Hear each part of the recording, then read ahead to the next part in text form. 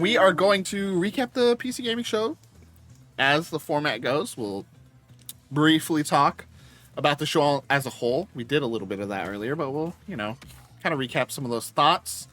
And then we will do 2 spotlights per person here for this one, since we have 81 games into the showcase. We wanted to make sure we spread out the love a little bit more than just the one per show we did yesterday. Yeah, we did one yesterday because there were so many showcases. 2 or 3 in the first day because there were only like 2 showcases. Yeah, then we're doing another 2 today. Didn't do it on the second day because Xfinity. But yeah, we are going to give you a quick little rundown of things that excited us, things that were so exciting about this show, and a little bit more. So, PC Gaming Show, always a favorite.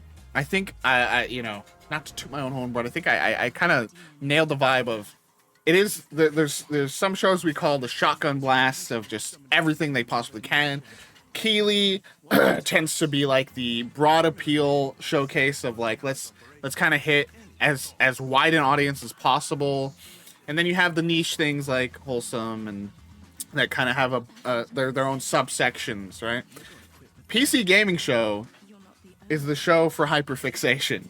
It is the show for the niche nerds that have been tooting the PC gaming horn for their entire lives. It's RTS, it's strategy, it's tactics, it's sims, it's farming sims, it's all the little like very loud small genres, that people have been playing on PCs for a long time, getting their turn in the spotlight. We see some of these shows show up, or some of these kinds of games show up elsewhere, but it's always like, wow, man, can you believe those games are still around? Like, it's always like kind of like that. And here it's like, no, this is where we live, brother.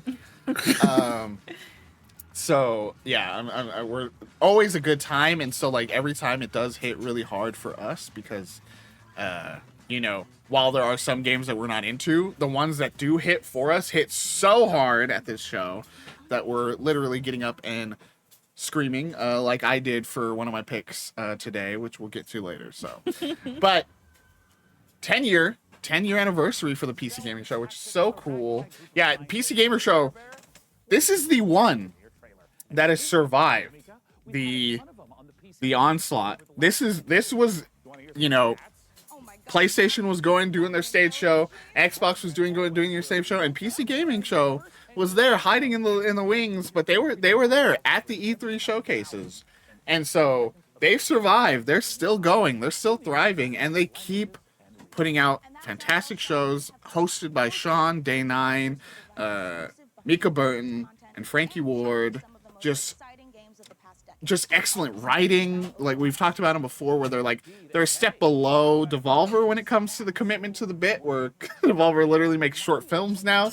They're a step above Future Game Show, where I think the quality of the writing and the performance of this writing, that is just a lot of like it's a lot of that kind of joke. They nail the delivery, they nail all of it, and so it's always such a good time, and we love the PC Gaming Show. What do you guys have to say about PC Gaming Show?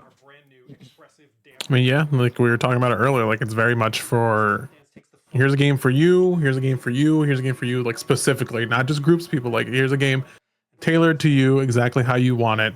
It's not going to be for that person over there. It's going to be for you, for each of us, for every community, every little niche group of little freaks. There's something for you at this show, and a lot of stuff that's for everyone. They sprinkle in there the little 10 out of 10s for some people, and then they sprinkle in some 7 out of 10s for everyone. So it's always exciting. I love their little bits. They're always fun. Even they keep you entertained. At the very least, they keep you entertained while you're going through. Like some of these shows go on for an hour, 2 hours. You're like, okay, come on, let's get through it. Blah, blah. This one, I honestly didn't even feel that it was over 2 hours long. Mm-hmm. By the end of it, I was like, oh, okay, we're done. That was something I spent 2 hours doing, and it didn't feel like it was 2 hours. So, yeah, I'm always excited to watch a PC Gamer Show every year. I feel like with so many other shows, the skits, the bits are like, okay, come on, let's keep going. This is like, I'm almost like, I can't wait to see what little bit they do next, you know? Like, what kind of jokes are they going to tell? And there were some really good ones. There was the one with the, we can hear your thoughts because you literally recorded them in the booth and you playing them over the speakers, you know? Like, stuff that's just like, it's a lot of joke subversion, right? Like, it's just so, it's so fun. It's well written, always well put together. Fern, do you have any overall thoughts on the PC Gaming Show? Just that it was, like, for me, it's definitely the strongest that I've seen, like, over the years, being sort of a newcomer to watching these shows. It just, you know... Consistency, all throughout, it was really strong. And I think, like, building on what we talked about just now, and a little bit earlier, you know, so many of these games are ones that you can really feel the developers' passions behind, and even we got some interviews looking closer at their inspirations and like their motivations for creating their games. And I think that in this show in particular, you know, having those really niche games featured, you can kind of see, you know, even if it's not a game for you, you feel the passion. And it's like we always talk about, it's like this game hits so hard for somebody and you can feel that. So you're still excited about it, even if it's not something that you're gonna play. The E3 pop off, the oh my god, that, you know, happened for us for some of these other games is happening for someone for these games that we're like, oh, okay, that's interesting, I guess. You know, like, you know, someone somewhere is freaking the hell out watching some of these trailers, and that's what makes it so cool. And yeah, like you said, I think the PC Gaming Show also offers some nice variety in how the presentation goes, where we do get these deeper dives, long interviews, like long, you know, hey, okay, so here's the game in motion. So what you're seeing here is, you know, and you're just like, okay. Like, even we've seen the Crush House at multiple shows throughout this week. Sorry about the Chorby discourse, everybody. I'm so sorry. But, you know, we've seen it several times this week. But this is the first time we really actually saw it played in the show. Obviously, there's a demo, but we saw it played. And... sorry. Got a sense of like, oh, okay, so it's, you know, it's audience driven. It's, you know what they need, so you have to go like stage it just right, you know, and make sure you film it just the right way. I liked, just a quick aside on that one, I liked how like they were like, yeah, you can get the individual stuff through the various shots, but if you can, it's great if you can get them all in one shot. So they had like the two people making out in front of the fishbowl, and they were filming their asses, you know, like it was. What more could you want in a show? Exactly. And so, yeah, like, you know, being able to like see that a little bit extra beyond just that trailer is such a huge thing. And that's what's possible at this show. And I really liked how those were structured. You know, just really, some of them were giving that true play-by-play. Like, here is what's happening in the game, and here is how we designed it, and like why we designed it that way. Like, I was honestly kind of enraptured by the Killing Floor 3 one. Like, yeah. It just was fascinating to see like the changes that they were making, and just, you know, the bullets, the bullet holes that like remain in the monsters, and I just thought that was really cool to see that sort of information. We just gotta like very subliminally put like trailers in the VGG Discord saying, "Oh, Killing Floor is coming. It's almost out." Yeah, you know? I'm telling you, I'm pulling y'all in. If I have to buy the game for all three of you, I'm buying it. You're kicking and screaming. I'm dragging y'all in, just like I am into the games I've spotlighted for this. I'm dragging y'all in, kicking and screaming. I promise you, I've seen your list. We're probably going to be there no matter what, brother. So. Go ahead. I'll say, if I don't have to drag you and scream, I'm happier, but I will. Don't test me. I mean, I'll ask you to do it just because I'm into that, but you know. Listen, you already threatened to show me Viddy's snake earlier, so. Yeah, let's get into some of these highlights. And I think the nice thing, again, another same thing, similar to Games Radar and the Future Games Show. There's articles for all these games that come out and they also break out the trailers as separate videos, like as it's airing. Like they do such a great job at like making it easy to consume for obviously people that are interested in the games, but then also, I mean, as media members, as you know, like it's so much easier to just like be able to see it all at a glance, get those little bits of extra details, you know. It's just so helpful. So let's hop in. Let's do it. We're getting ready for our highlights here, gamers. Let's shout out, actually, before we do that, let me just quickly read through. We had chat go ahead and pick out some highlights earlier. We had our good friend Evan picking out Generation Exile, a city builder that is focused on space sustainability and a narrative focus. That looks really cool. We'll probably show that in the honorable mention section later on. Mars Tactics, a tactical game about a worker revolution that's happening on Mars. Really cool. Shazame picked Blueprints, a roguelike escape room game that we've seen a few times now, but this was like it's got such an appeal, and talk about the strongest testimonial you can get on the Steam page. We had Daniel Mullins, the creator of Inscription, saying this is the best thing I've played, and I'm like, okay. And then here, right just now, live in the moment, we have Glory saying Hotel Galactic, which is a hotel management sim that's very like the animated like sequence they showed is very Ghibli inspired, and it's still there in the 3D art of the game itself. But yeah, like a fun little kind of hotel management game with like weird things because it's all aliens, right? Like you don't quite know what they need, and you figure it out and you try to help them out. But let's get into our picks. So let me go and start us off here with my first pick. This time I went with my two picks. I went with one I know and love.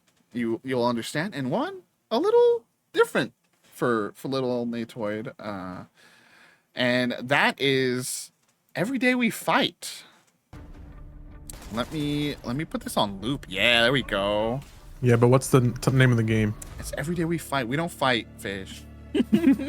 Every Day We Fight is coming to us from Signal Space Lab, published by Hooded Horse. It is a tactical, it's like a strategy tactics game that about a world that has been invaded by aliens, and when they invaded, they froze the entire population.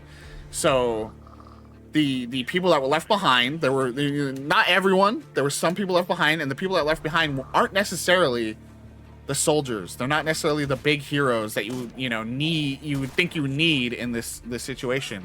It's like, from what I can, like, I don't know for sure, but it's like mailman, it's like a mom, it's this older gentleman, it's a slime ball, it's the guys that aren't necessarily the heroes that the world wants, but it's what they're getting, and they're stepping up to try to save this town and save the world.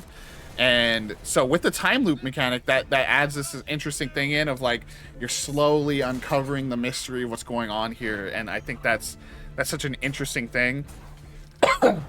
Again, turn-based tactics, but as you saw just now, that sequence that played, there's a little more active stuff going on here. Let me pull it back where. Yes, it's turn-based, but then you are actually getting in and actively aiming at the enemies, choosing where you're going to be shooting, like finding those weak spots. We saw there, you're like shooting an explosive on the ground to trigger something to come your way. So it's just like such an interesting twist on the tactical genre. We saw this a few times today, actually. We're seeing like a lot more of those turn-based games introducing some more active mechanics, the Paper Mario-fication of turn-based systems. I'm super curious. On the Steam page, they emphasize the narrative, they emphasize the relationships and the storylines of the characters that are left, right? So there is this aspect of you learn more about these people, you figure out more about their past, why they might be fighting, right? What are they fighting for, who are they trying to save? They obviously bond as they're trying to save the world here. I love, the when you play like XCOM, right? You really love like naming the soldiers after your friends, right? And you like have that extra layer of investment, right? Like I can't let fish die. I gotta get them out of that situation, right? And so like having that extra layer of investment, whether these units aren't just grunts, they're, it's Dylan and he's fighting to get back to his son, or whatever it is, like it's such a, it adds so much to what is otherwise just like optimizing tactics, right? And watching the numbers pop as you take guys out. Yeah, I'm so excited for this game. Everything about it sounds so cool. I also want to shout out Hooded Horse, the publisher. They, talk about the hyperfixation generation. They've been publishing a ton of really cool indie like strategy, sims, tactics games that like probably so many others ignore. Like as far as like, there's not broad appeal for that. I need that, and Hooded Horse is like, no, there's a hungry audience out there for these kinds of games. And we're gonna give these games to them, and so super excited. They're so like friendly with with media and content creators and stuff, and they're like so supportive of the projects that they work with. So shout out to them. And yeah, you guys got anything for Every Day We Fight? This is right up my alley. We've talked about this already. I'm a big XCOM type of guy. I think I've probably said it once or twice during just this week. I'm like, where's the next XCOM? Give me a new XCOM game. And me being a little, TPS, FPS type of gamer, I'm like, I like that I'm able to, aim myself. I'm like, sometimes in these games, I'm like, oh yeah, you can aim at the barrel or aim or whatever. But having the actual, being able to get in there, get nitty gritty, it's like, oh, I kind of see like that. You said in the trailer just now, I can kind of see the tip of an explosive barrel. I can actually tweak my aim and hit that perfectly. Or like maybe in an XCOM game, like it'll say you have a 15% chance of hitting the shot. Like that, now the 15% rests on you. Like if you can hit that shot, more power to you. And it being, kind of some of these gameplay scenes that we're seeing reminds me of a game called Mutant Year Zero, where you're kind of sneaking around and kind of picking and choosing where you want to start this fight against the aliens. And it's just, it's right up my alley. I love the setting. I love the story behind this, and the gameplay loop looks like it's going to be a blast. And I will definitely be on board, when it comes out. Yeah, it's you're pointing out that like the tip of the barrel, right? There's sometimes when you're playing a game like this, you like sometimes get pulled in close to the character or something, and you go like, oh wait, I can totally see that barrel right there. Like, why can't I aim at that? Like, why can't I target that? Oh, just because that box is right there. But like, you can totally shoot that. Here, it's like, no, go for it. So that's fun. We're releasing those shackles a little bit. Fern.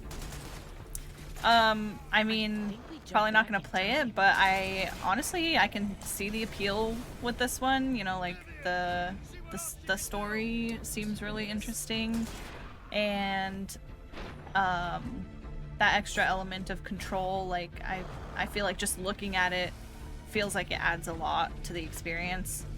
And I have to say, I also really like how sort of clean it looks. Yeah. You know what I mean? Like a lot of what keeps me from these types of games is how just like convoluted.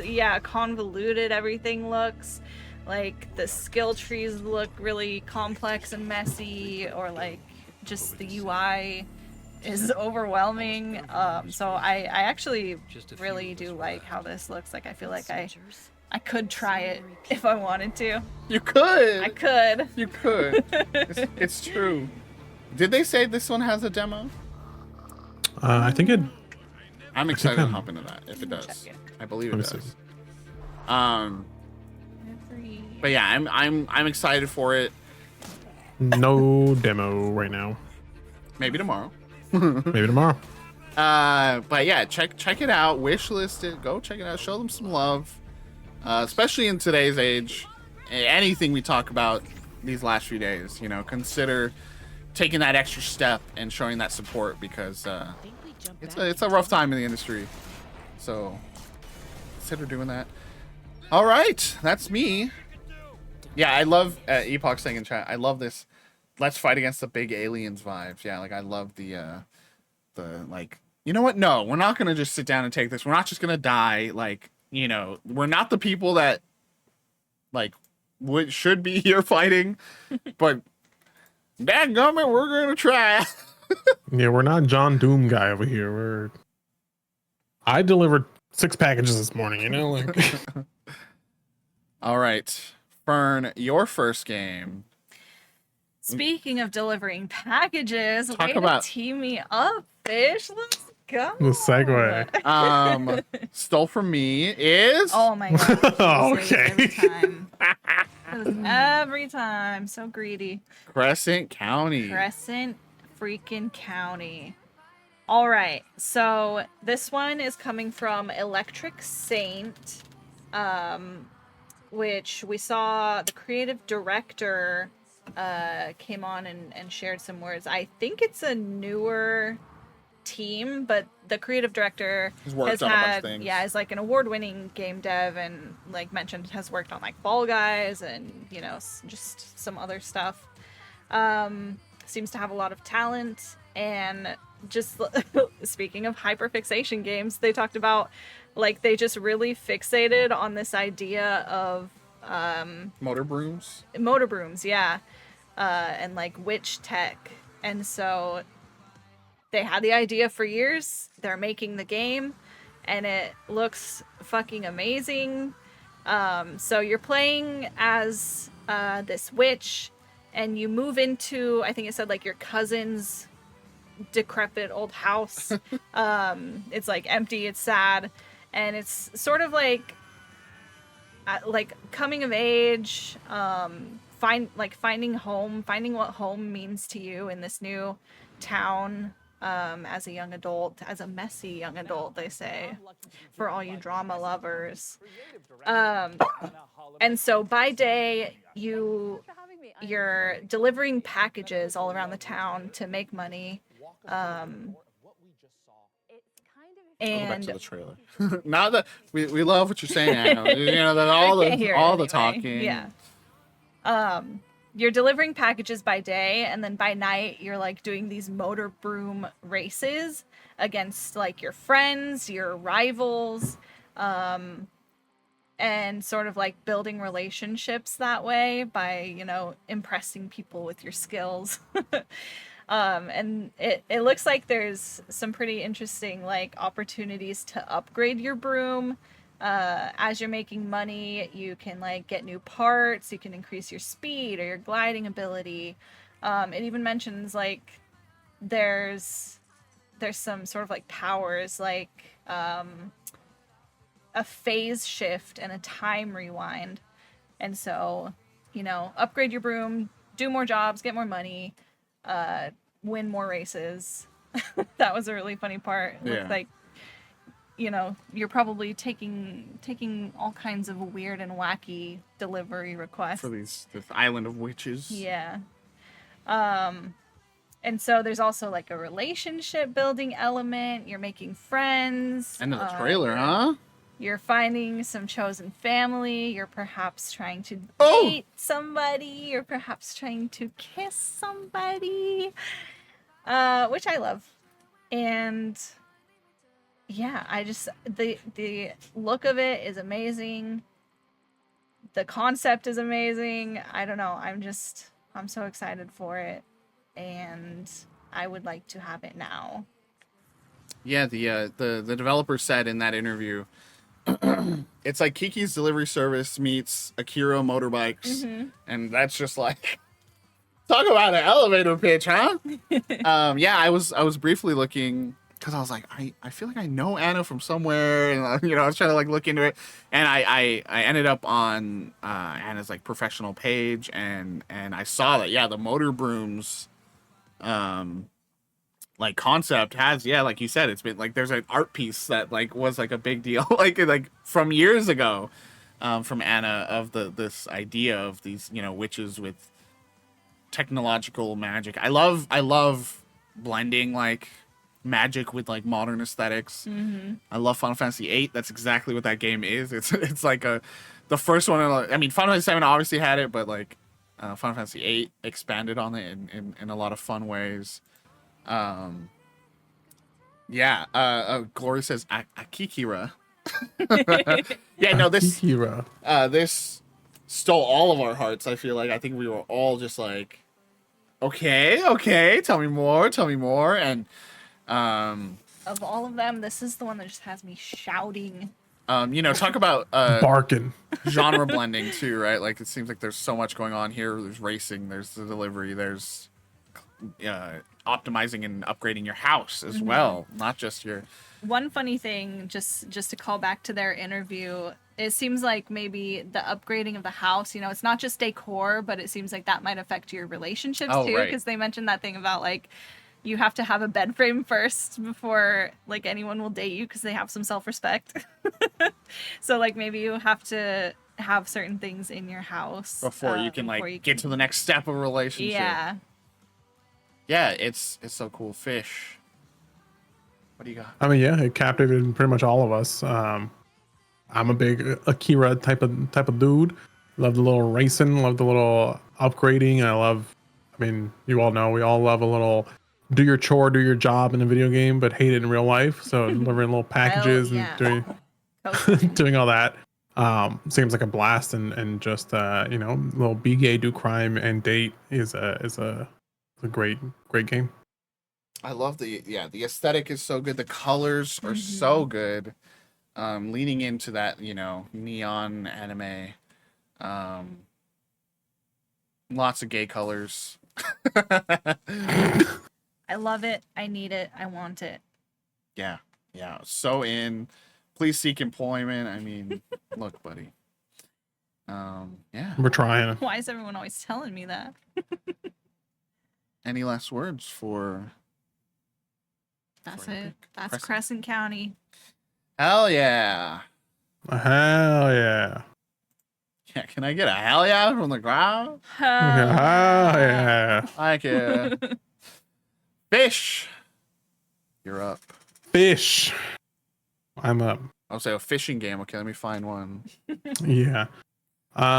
This game, we all saw it immediately. It's right there. The third one in the second row. We all saw it. I immediately perked up because you all see these types of games. Oh, that's a fish game off the bat. But then as the trailer went on, we were all like, oh, a little bit of, maybe it's for everyone. Game is obviously Phantom Line. It's developed and published by AntistaticStudios. You may not know that name because it is a new studio brought to you by devs from Cyberpunk 2077, a little game maybe you guys have heard of. Conan Exiles, maybe you've heard of them. And some of you might perk up with this one. Also devs of BioShock. So some heavy hitters there of devs. So in this game, you are teaming up with 3 of your friends in a paranormal SWAT team. So it is a co-op game, PvE. No need to get scared. So I know some people out there like, oh, I don't want to play with other people. People suck. It's a PvE experience where your mission is to search and contain paranormal events and activities. They call anomalies. So you're going in. You're the government cleanup when something happens. So going in, and obviously like we see from some of the trailers, we're like going into that theater full of like those weird mannequins. Or one of the first missions that they show in some of the press stuff and some of the trailers is you're going in like these portals that are like taking you to these nightmare dungeons, is what some of them are calling them, like these little mini nightmares. So you're going in and you're like closing these from our side. We're going in and like stopping it from spreading out. So that seems like it's going to be a blast because it seems like that lends itself to a lot of like procedural generated stuff because it's all going to be different every time you go into Portal. And it's an open world, so there will be a lot of stuff to explore. You'll have your normal range of like your guns and your weapons and stuff. But one thing that I also found interesting about the gameplay of this is that every paranormal SWAT team operator has what's called a husk, and so these husks are basically like almost like a mannequin that you get to send out into the field for you. One of the things they showed was like you see yourself like shooting like behind like a little cover, and then it zooms out to where you actually are, like at a different vantage point, and being able to like, okay, my little guy's over there. There's enemies on this side. I can like snipe them from over here. That's interesting. So you get to like basically like mind transfer yourself into a different player. So it brings an extra element of gameplay there.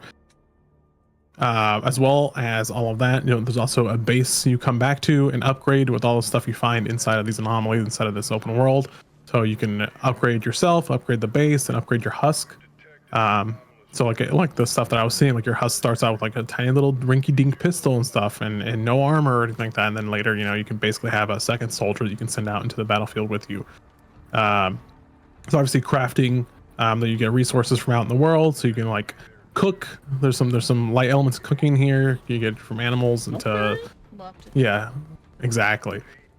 So a lot deeper than I thought it was from the beginning, and because when I first thought, I was like, oh, okay, it seems all right, it seems a little spooky, but it seems like there's a lot more to it. And once I found out who was working on this stuff, I've gotten pretty hype.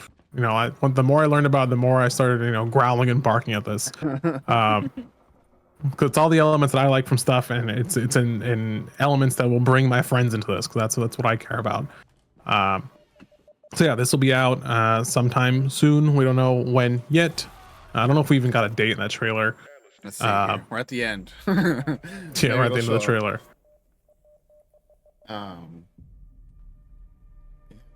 Nothing. No date. So yeah, this will be out at some point. I have it wish listed, and I will be keeping a close eye on this because actually, I lied. They do have a demo and playtest available through their Discord. Yeah, through their Discord. So if anyone seems interested in playing this, you can go head over to the Discord and get a Steam key to play. So I will be definitely hopping into this.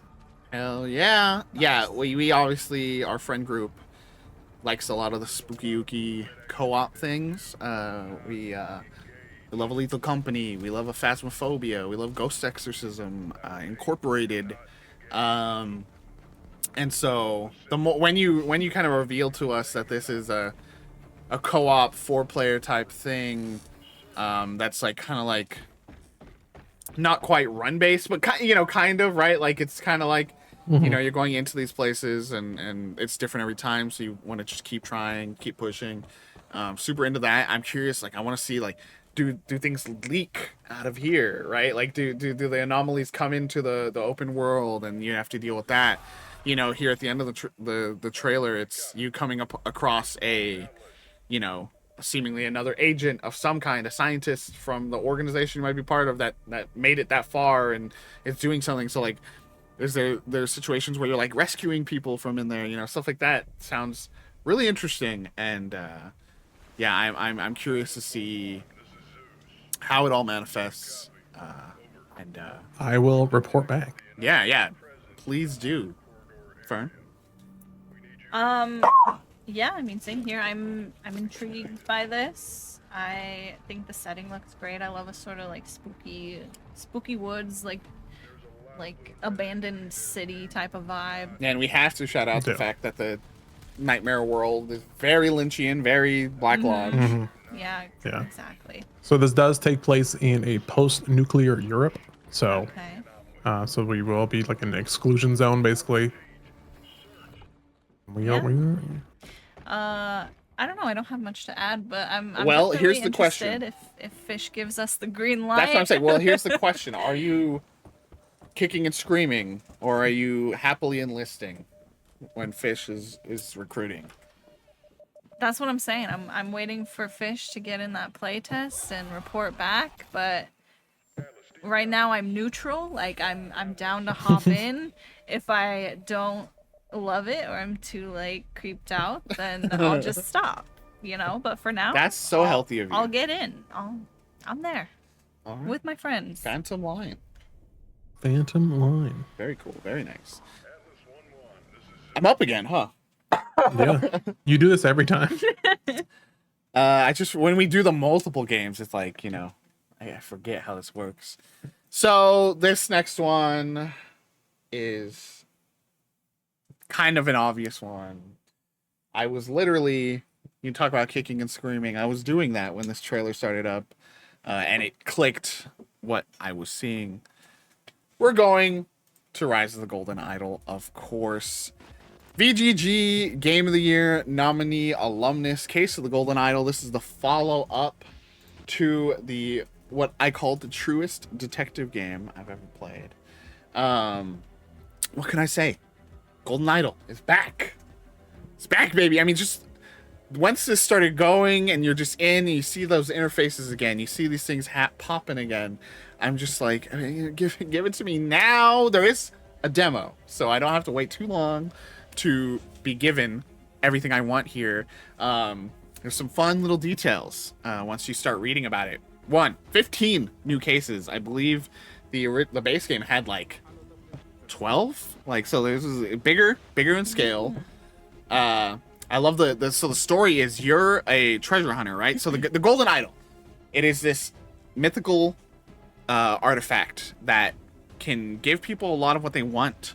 It can make people young again through some sneaky tactics. It can do all these kinds of things. It's a mythical token that keeps you happy and satiated. But of course, it's got some evil allure. It's got some pull that pushes you to do some things that you don't necessarily want to do. And so the first game takes place in like 1800s England, and it's like British nobility, and it's like a lot of like grimy guys like that using the idol to gain favor, gain power, get everything that they want. There's cults involved, all kinds of things get wacky. This time, you thought the original was depraved. We're going into the 70s era of disco, drugs, and sex, and everything else. TV has kicked off and fully and proper, so that's a big. They keep mentioning TV guides, the TV stations that things are happening in, that you'll then have to go into and investigate. Yeah, I cannot wait. So when I was watching this trailer, and like I said, the gameplay elements started to come up, I was so interested because there's clearly some new elements, right? We see things like, the way the game works is you're collecting terms. You're collecting terms that you then go into to fill out these little mini mysteries that feed into the bigger mystery. And you're having to like slot in the right terms in the right places. So this is names. This is, objects. This is concepts. This is all these kinds of things. But yeah, mostly it's been like you click in and you're reading notes and you're taking the words off that. You're seeing what someone's saying. You're clicking the words that come off of that. It seems like from what I remember, they didn't really have something like this where when we approach this open safe in this part of the trailer, it just gives you automatically the words safe, open. Like, you don't have to like read that somewhere, right? Like, you just can see the safe has been opened. You don't have to like find that. So, that is a nice thing, right? Like, where it's context clues. Your person's gonna be able to put together those context clues, right? And it's still digging through pockets, digging through all these things to piece together what happened in these mostly like still scenes, right? Like, you're coming in and you're seeing a scene stuck in motion where someone's either about to die, is actively dying, it's doing something horrendous. You see it kind of stuck just like in these like few moments, and you're trying to figure out, okay, what happened here, what's going on, and just giving me more is all I could have ever wanted. Seeing them expand it, all I could ever want.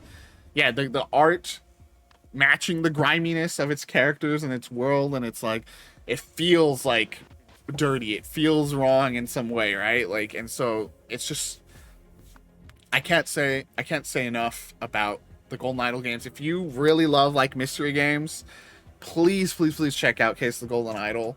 It is such an exciting game. Like, it is very much the kind of game where you pull on a thread and suddenly you're putting it all together, and you satisfyingly put the words in, and it tells you got it all right, and you're just like like, it's just so good. And then seeing them, not only because they had Kiss of the Idol, then they had quite a few DLC packs. So they did just say, we're just gonna keep giving you more Golden Idol, and I was like, thank you very much. And then before you knew it, they were already working on the sequel, right? And so I'm just I'm so excited. I cannot wait to get my hands on this. I'm gonna be playing the demo probably when I should be writing tonight. Yeah. Again, we talked about it earlier. Published by PlayStack. Only bangers from PlayStack. Yeah, just incredible, guys. Anything? I ain't reading all that, but I'm happy for you. Or I'm sorry. No, I mean both the Golden Idol, both there's a DLC or It's DLCs. Yeah, there's like DLC 2 or 3 DLC. So Golden Idol's been on my backlog, and I VGG knows that I'm big into. I gotta sneeze. I got so scared you froze. No, we're big into mysteries and detectives and all that stuff. So Nate giving it the array review of one of the truest detective games out there is a big hefty commendation. So I'll definitely be hopping into the first game. Well, it's DLC first, but I'm happy for you that you get to experience this as it's happening. And I'll get to it one day. Yeah, I'm hoping it's this year. They don't have a date here, but there's a demo, so I'm fingers crossed it's coming this year, because I truly love what they're doing over there at Color Gray. It's a studio, by the way. Got too lost in just going, oh, Golden Idol. But yeah, I'm so excited. The change in the setting and the time period is so interesting, and it's gonna open up so much. Like, I'm sure it added so much complication to building the mysteries, right? Like when you build it in 1800s, kind of British inspired. It's not quite. It's all fictional, right? It's not quite England. It's another land. Seeing like you can do things like, oh, they don't have a phone, they won't be able to call someone and tell them they died, or they're dying or whatever. Now it's like with the television, with all the like technology, it's gonna make the mysteries even more interesting. And I kind of pretty confident they'll have some fascinating little puzzles for us to unravel here. Fern, obviously, you've talked about your Golden Idol relationship as far as like building your way up and being interested, but how do you feel about Rise of the Golden Idol? I think I'm pretty much where Fish is.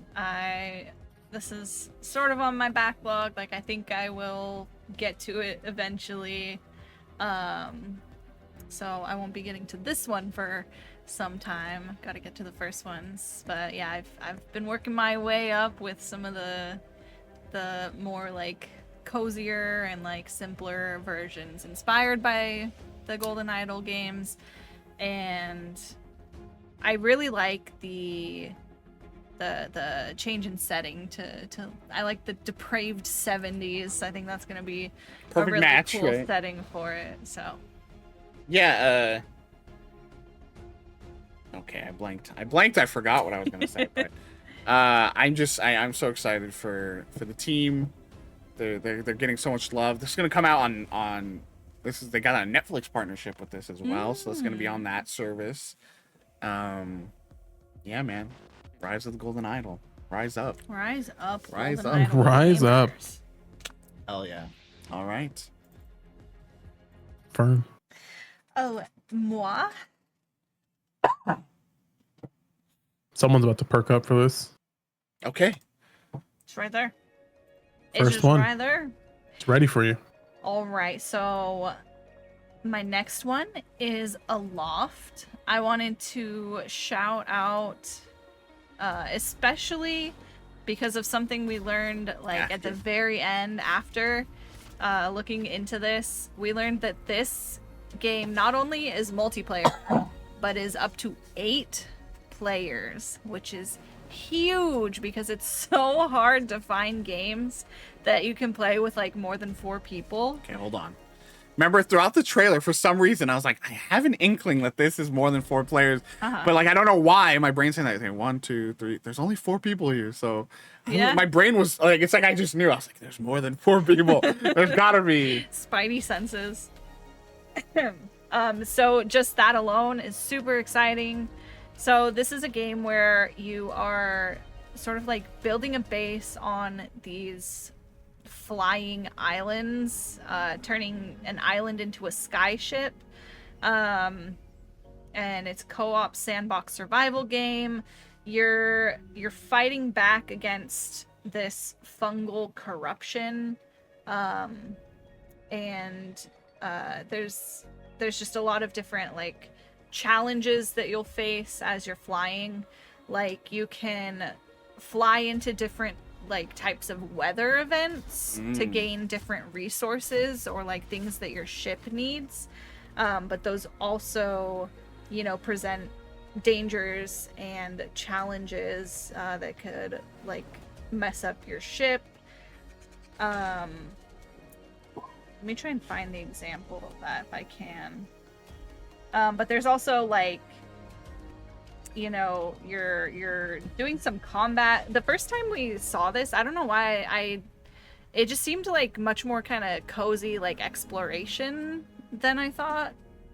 But now I'm realizing that there's, you know, there's some combat elements. There's maybe even some sort of like tower defense, base defense. Common in those like multiplayer kind of farming sim things where like at night, you know, you get attacked. Yeah, for sure.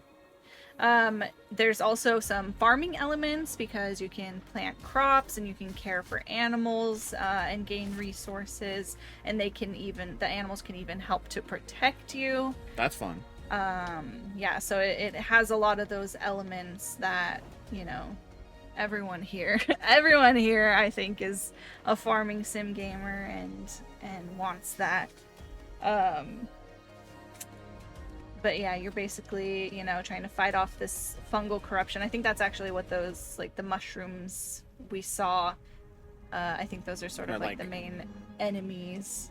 Born out of that corruption. Yeah. It kind of, no, okay. Go ahead.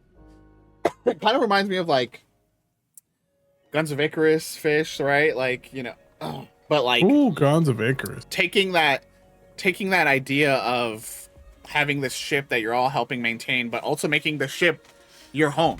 It's your base. It's that farming sim, life sim thing where you're building atop the back of this island, and it's where you live. But then, you know, also it is your transportation. It is your, you know, attack force. Like, I'll be curious to see, like, can you eventually get some kind of, I mean, it looks a little too cozy for that, but can you get like turrets, right? Can you get like little defense systems that like while you're flying around, like someone's on the pilot, get on the gun, hurry, like we gotta get out of here, you know? Yeah, I saw somewhere, I'm forgetting if it was in this PC Gamer article or on the Steam description, but it mentioned something about like creating some sort of like automated systems. So I'm guessing it's, you know, that sort of technology, maybe some sort of, I don't know if it's offensive weapons or just it's like just sort of generating power and generating. Yeah. Yeah, obviously with the name Aloft, like I've seen in your research, like wind is a big deal in this as well. I guess I'm curious. Like I just have so many questions when I see games like this, right? Yeah. Like, can you, when you like liberate this island, can you now make this your base? You're like, oh, this is a much nicer, like it's way bigger, has way more space. It seems like they are making that particular island their base, maybe, in that trailer. I can't tell. Yeah, I'm curious about that too. Like you were saying, I do still have some questions about this, and there's not a lot out there. There has been a demo, I think it said last month, and this multiplayer demo, I think, is their first multiplayer one. So we'll see how that goes. But I did see something about like you can choose the island that you make your base. So I don't know if it's like you're saying you can have one and then maybe switch to another if you find one that you like better, or if it's just like at the start. I mean, we do see like several types. This is like a smaller island, and then we see that one where it's like, yeah, like just the shape, right? Like there's that one towards the back half where like it has almost like a top curve where it's, oh god, right here I think, where it's like it's after this, like, oh, that'd be perfect, like put the wheel up there, and then, you know, we can have the farm down here, and then we can have some bedding here, you know, like, yeah, like that, it makes sense to me if you would be able to do that. You know, you're moving your island around. It's not like you need to be static on it. Like, can you have a fleet if you have multiple players, right? Can you have multiple islands flying through, and then it's like we keep the good stuff over here. We don't drive into the storm with that island, right? Like we stick away from the storms. Yeah, one thing I just found what I was looking for. Flying into storms to increase your windmill power, fill your water reservoirs, even use lightning to forge powerful tools. So like, you know, there's incentives to go into these dangerous places, but then of course those weather events can also be full of dangers. So it's a risk reward. Yeah. Yeah. This is coming from Astrolabe Interactive. Are they the ones you were just looking? They have like a Mario Party meets Cthulhu. Yeah. I was gonna say it's called Sacrifice Your Friends is a previous game they were like worked on. they said it's HP Lovecraft meets Mario Party, and I was like, excuse me. Yeah, that's a multiplayer one too. And then it looks like they also make board games. Oh, side very note. cool. So yeah, and then Aloft board game by when? Funcom. Yeah, I was seeing that when you were getting a publishing partner in Funcom. You know, we've seen them a few times. They're working on Dune Awakening and Conan Exiles and stuff. So hey, Conan Exiles again. Some good support there. Yeah, getting some good support. This show was full of a lot of like, oh, that team's getting that support now. Like, so exciting. Yeah, Fish. What do you got? I mean, Fern went through everything, but we saw this last year, and even last year we were like, oh, grass roof, we're in no matter what it is. Thankfully, you know, it turns out it's going to be a pretty good one. And, you know, as much as we talk about it, like being a player is just already on its own, just such a huge thing, just because we do have a lot of these games where we're like, oh, you know, I want to play this, but, you know, there's too many of us right now, or we're going to take shifts and who gets to play and stuff. And being able to include everyone is just already great. Which I don't know why don't more games do that? Like, even if it breaks the game, like, I mean, even if it breaks the game a little bit, just let us do it. I mean, like, just have a warning. It's like, this will break the game. It's like, okay, whatever. I'll still try it. Yeah, I'll still do it. Yeah, I mean, it's exciting. I love the idea, like Nate was just talking about with Guns of Icarus and stuff. That just whole theme. And I'll definitely be I already downloaded the demo for this, so whenever we decide we want to hop in for the demo, multiplayer demo, you know, just call me. Who's it? Yeah.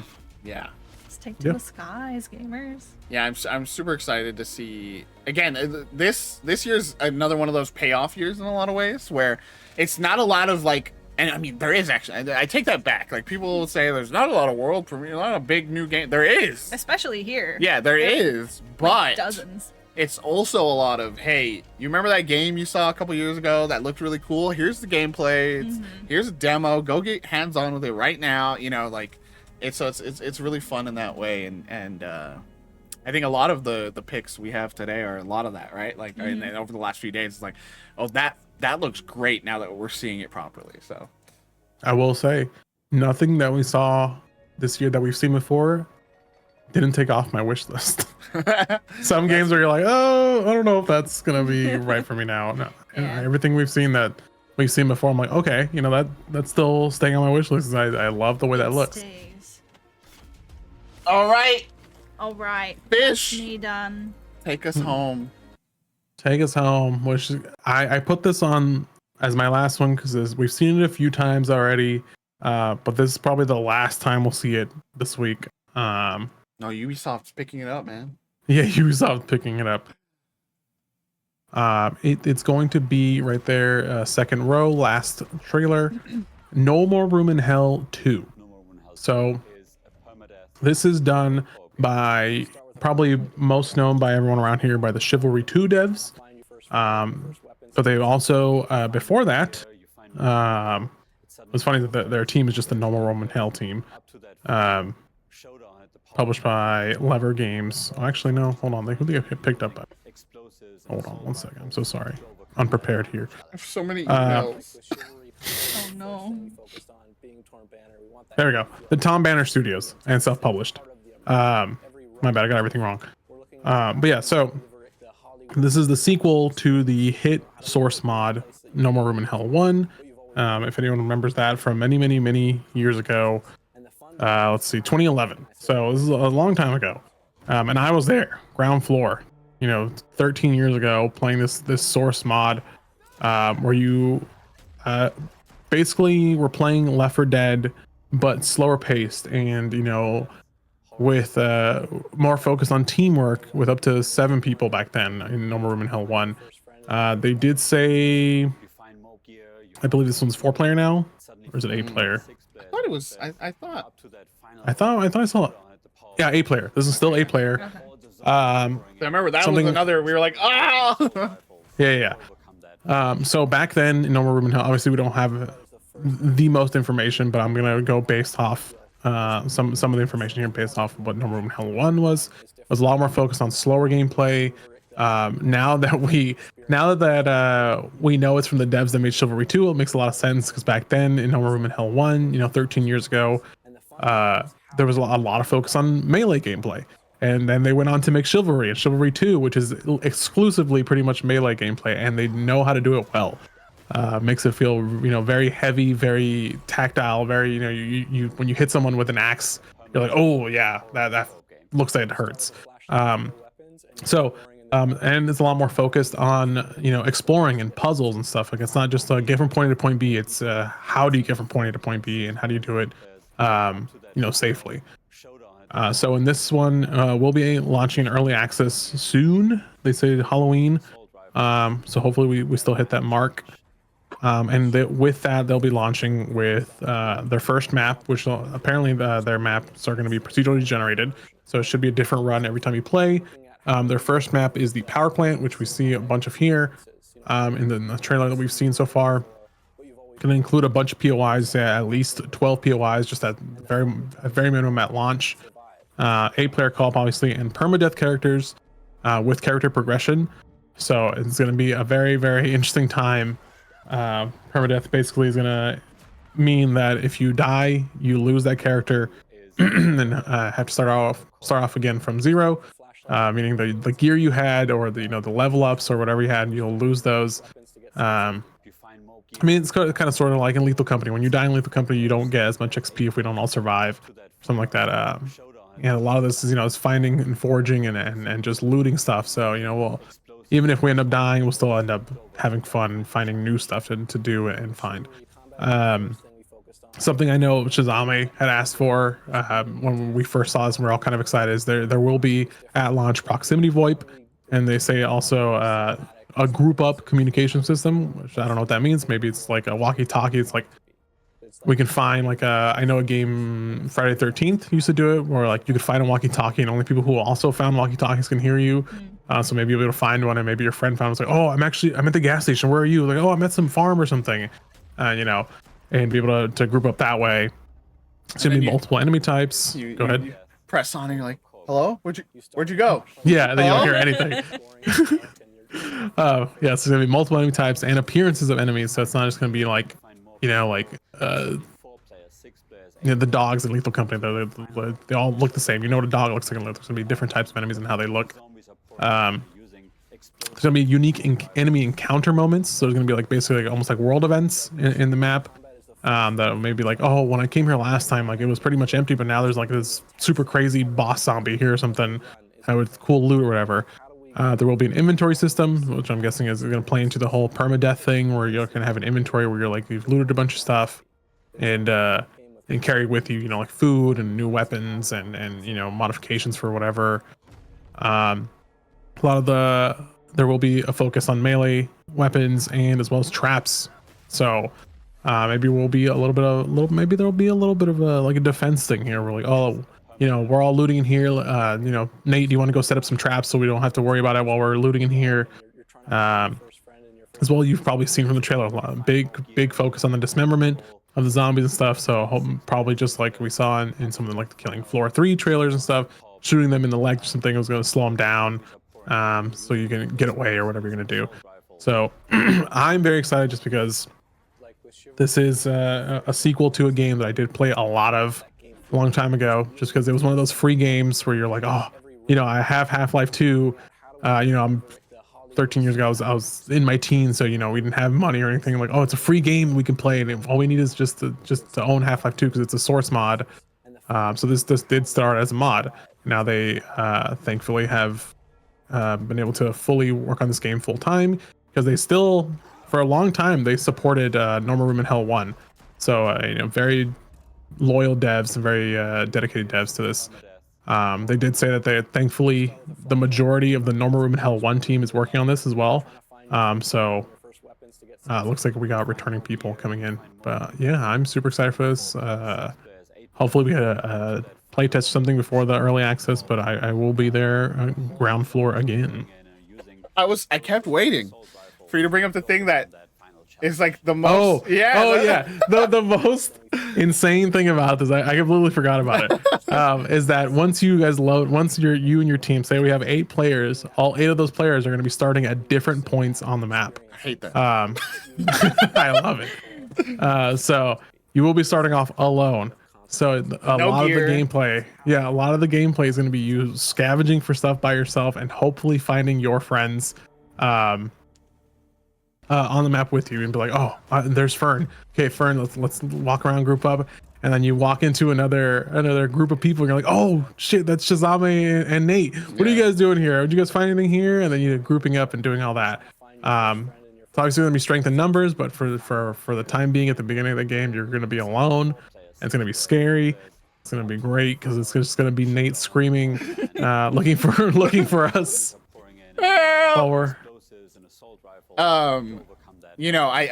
With games like this, it was the thing we wanted in Lethal when it first came out, and then like content warning, all these games that like this. I'm already thinking of like they're gonna fucking add like a mimic, aren't they? And then you're gonna be alone, right? You're gonna desperate, and you're like, you see someone, like, oh thank God. Oh no. I'd be curious. It is a zombie story, right? Can your friends turn? So you do see your friend off in the distance. You're like, oh thank God! Like that hat. I know that hat. You start running. If you look at the very end of the trailer, let's see. It looks like it's one of your friends when he says "Go to hell." It looks like a survivor. It doesn't look like a regular zombie. Oh, not this far. No, I think it's literally at the very end. Oh, at the very end, like after the. Oh no. It's whenever he says like, "Oh, go to hell." Oh yeah. You can see this, like the one that shoves him down. Is that it? There's like a guy that shoves him down. Hold on. Let me pull up the trailer too. He's like kind of that's more like a survivor fit than it would be like Mm-hmm. Yeah. No. As you look for that. Yeah. Yeah. I'm. It's such a cool concept, but I'm so scared. I'm so scared of being alone, having to find my way to people, having to gear back up, because that's what I'm curious about. They did say when you spawn in, you'll have no gear. They don't want you to like be able to be ready to take guys out, right? So like I'm curious like how that like is it just about is the gear that you collect and bring back, like is it more about resources and things, to level up and gain access to things? Maybe the higher level you are, the better stuff you can find in the world, kind of thing. Maybe, who knows? But just naked and afraid, you know what I mean? Like it's a different trailer, that's why. Oh, I see. Yeah, the one they showed during Summer Games Fest is a different trailer from the one we saw at PC Game Show. Okay, let me go look to but yeah, at the very end of like if you go like 1:15 of the other trailer, you'll see that crawling towards you is a guy that looks like a survivor. Oh no. To the next game.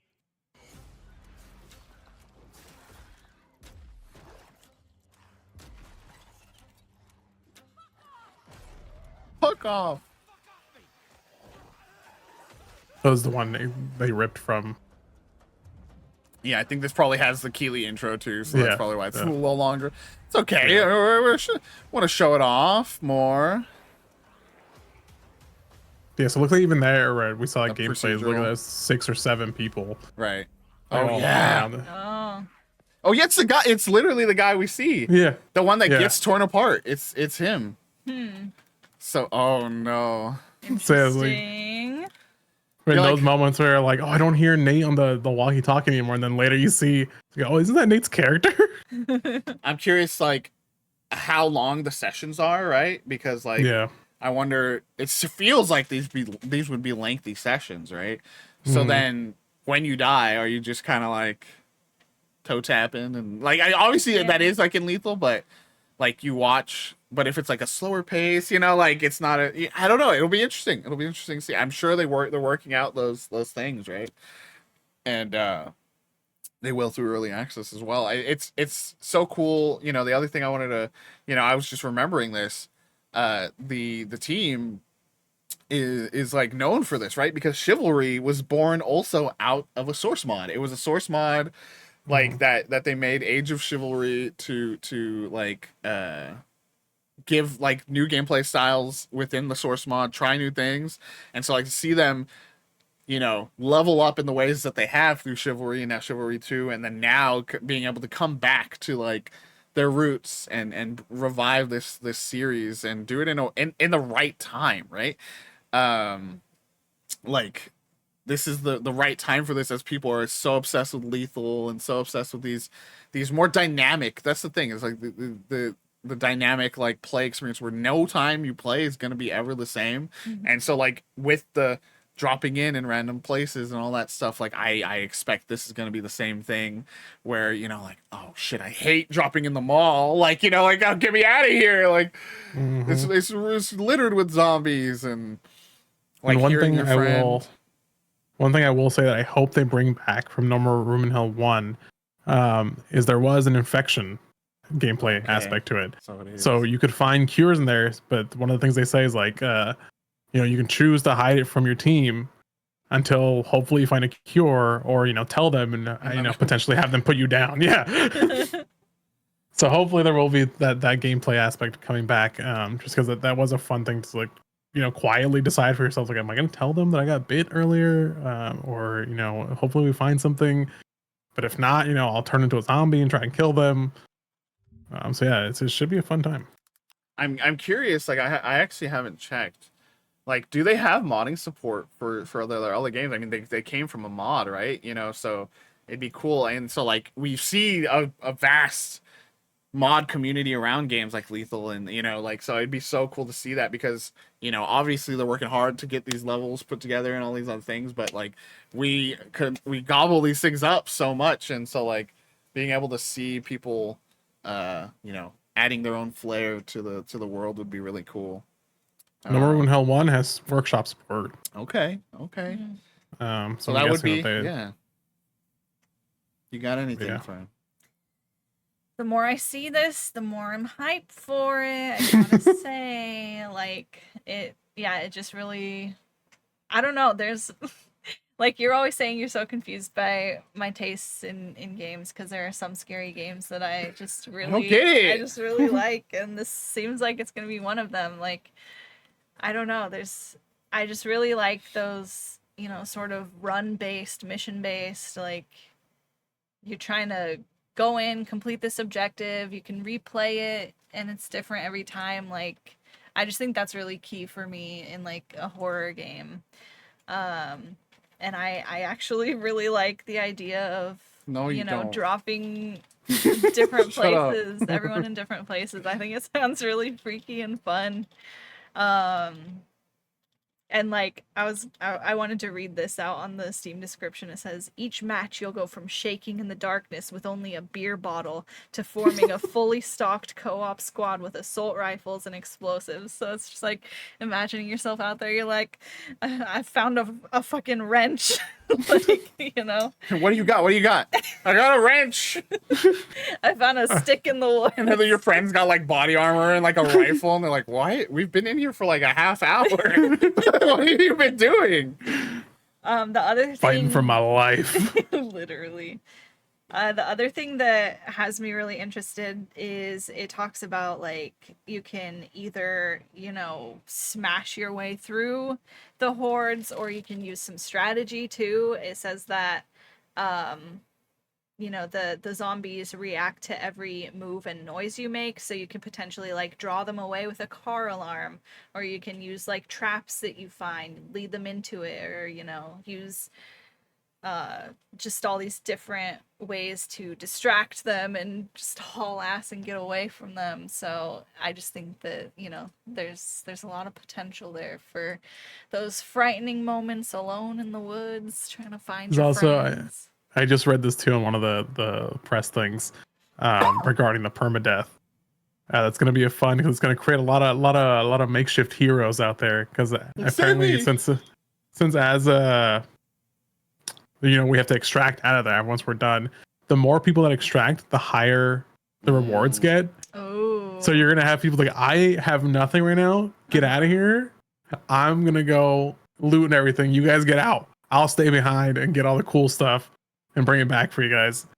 Or it's gonna create just even more fights when it's like, you idiot, why'd you fucking die? We now lost that thing we got. Oh, Yeah. Exactly.